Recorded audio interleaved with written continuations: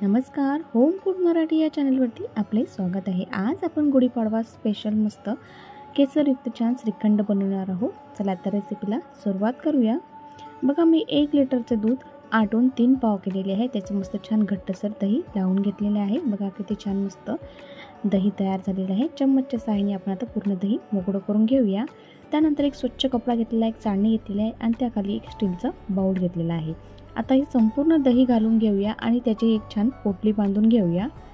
बघा व्यवस्थित एक पोटली बांधून 1 ते 2 तास मस्त छान दही बांधून ठेवायचे आणि आपल्याला घट्टसर असा चक्का मग तयार मिळतो। बघा किती छान मस्त तयार झालेला आहे आणि बाहेर ठेवल्यामुळे हे दही आंबट सुद्धा होऊ शकतं। आपण हे दही फ्रीजमध्ये ठेवू शकता।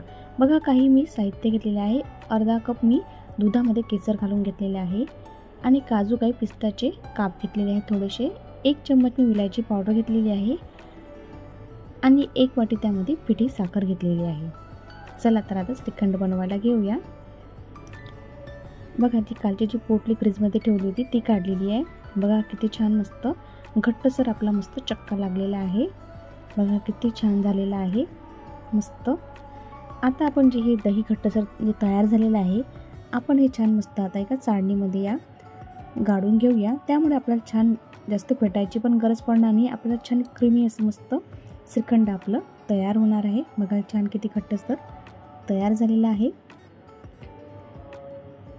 आता आपण हे चाळणीमधून छान गाळून घेऊया। बघा हे रात्रभर फ्रीजमध्ये ठेवल्यामुळे छान आंबट सुद्धा झाले नाही आणि छानच आपलं घट्टसर दही तयार झालेलं आहे। बघा पूर्णपणे दही गाळून तयार झालेलं आहे। बघा किती छान क्रीमी झालेलं आहे मस्त। आता आपण त्यामध्ये काही जे साहित्य घेतलेले आहे ते घालूया। साखरचे प्रमाण तुम्ही दही किती आंबट आहे यावरती तुम्ही ठरवू शकता। आता आपण साखर व्यवस्थित मिक्स करून घ्या। त्यामुळे ते दही जे घट्टसर आपले हे दही आहे किती पातळ होतं किती नाही। त्यानंतर आपण ते जे दूध बनवलेले आहे केसरचं ते घालूया। बघा किती छान मस्त तयार झालेलं आहे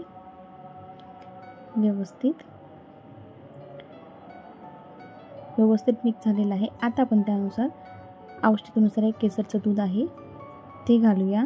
ते ड्रायफ्रूट घेतलेले आहेत ते घालूया आणि विलायचीची पूड घालूया आणि व्यवस्थित मिक्स करून घेऊया। केसरचं जे दूध बनवलेलं आहे ते ऑप्शनल आहे। तुमच्याकडे केसर असेल तर घाला, नाही साधं विलायचीयुक्त सुद्धा तुम्ही बनवलं तरी खूप छान श्रीखंड लागतं, पण केसर घातल्यानं थोडं आणखी छान लागतं। बघा किती छान मस्त आपला आता तयार झालेला आहे श्रीखंड। आता व्यवस्थित आपण फेटून घेऊया। मस्त अगदी मार्केटमध्ये मिळतं ना अगदी तसंच श्रीखंड आपलं घरी तयार होतं। बघा किती छान तयार झालेलं आहे। आता आपण जी साखर राहिलेली ती सुद्धा आपण घालून देऊया आणि व्यवस्थित मिक्स करून घेऊया। या गुढीपाडव्याला आपण छान मस्त घरीच असं श्रीखंड तयार करूया। बघा मस्त असं क्रीमी श्रीखंड तयार झालेलं आहे। त्यानंतर थोडंसं जे केसरचं दूध राहिलं मी संपूर्ण ते केसर दूध वापरून घेतलेलं आहे। बघा मस्त आपला श्रीखंड आता खाण्यासाठी तयार झालेला आहे। बघा किती सुंदर आहे झालेला आहे। चला तर आपण आता डिशमध्ये घेऊया।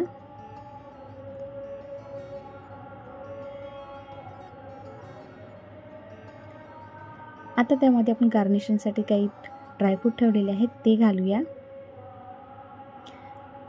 आपले श्रीखंड खाण्यासाठी तयार आहे।